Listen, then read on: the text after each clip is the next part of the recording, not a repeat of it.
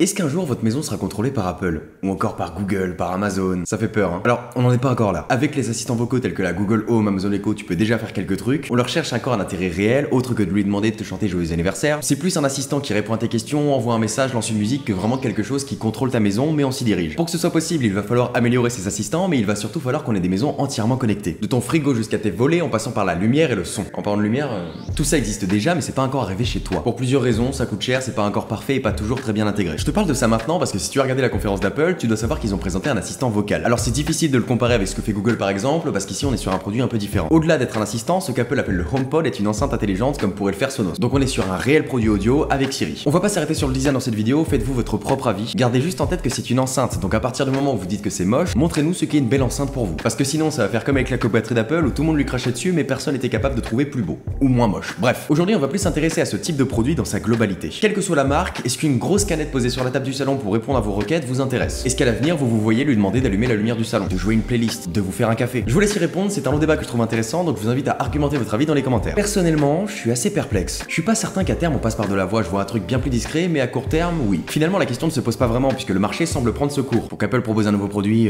À ce propos, je comprends pas tellement qu'Apple ait sorti un tel produit. Quand j'entendais parler d'un speaker Apple, j'étais persuadé que ça allait être une Apple TV. Pour moi, si un produit doit être le centre de HomeKit, c'est une Apple TV, pas une enceinte. HomeKit, c'est l'interface qui te permet de gérer tous tes objets connectés. En même temps, l'Apple TV, si vous n'avez pas de télé, je suis d'accord sur le fait qu'on ait une intelligence artificielle chez nous à qui on puisse parler, tout contrôler. Ça pose un long débat sur la confidentialité, mais c'est pas le sujet. Faut voir tous ceux qui sont sortis et qui vont sortir comme des prototypes qui permettent de l'essayer, de l'améliorer, de s'immiscer dans nos vies, de lui trouver un usage. Mais je pense pas que ce soit Apple, Google ou Amazon, et encore Amazon peut-être, je pense pas que ce soit de vrais acteurs de cette évolution. Ce seront des acteurs importants dans la recherche, mais dans la vente, je suis pas certain. Pour qu'un tel assistant soit efficace, il faut qu'il soit partout dans ta baraque. Devoir changer de pièce ou te rapprocher, ça va à l'encontre de l'objectif visé. Même si Apple a annoncé qu'avec 6 micros, il était capable de t'entendre de loin, je suis pas sûr qu'il faille avoir une grande baraque. Que ce soit Apple ou Google, ils sont pas présents partout dans ta maison, et c'est ce qui, je pense, pose problème. Le meilleur moyen pour que l'assistant ne suive partout, ce serait des lunettes connectées. Mais dans ce cas-là, on n'a pas besoin de boîtier. En revanche, il y a une marque présente dans chaque pièce de certainement 90% des foyers, Ikea. J'ai un canapé Ikea, j'ai une table basse Ikea, j'ai un fauteuil Ikea, je suis persuadé que la chose sur laquelle t'es assis maintenant, c'est du Ikea. Sinon, il y a de grandes chances pour que tu sois aux toilettes et je le prends mal. Qui d'autre que pour investir dans de la domotique? Ikea connaît mieux ta maison que toi et surtout Ikea connaît ta maison de demain. Ils ont déjà sorti des ampoules connectées. Parce qu'ils sont pas cons, ils savent que s'ils doivent prendre un tournant, c'est maintenant et c'est celui de la domotique. Tu mets des micros, des capteurs dans le canapé, dans le meuble télé, dans les ampoules, pourquoi pas? C'est à ce moment-là que ça devient intéressant.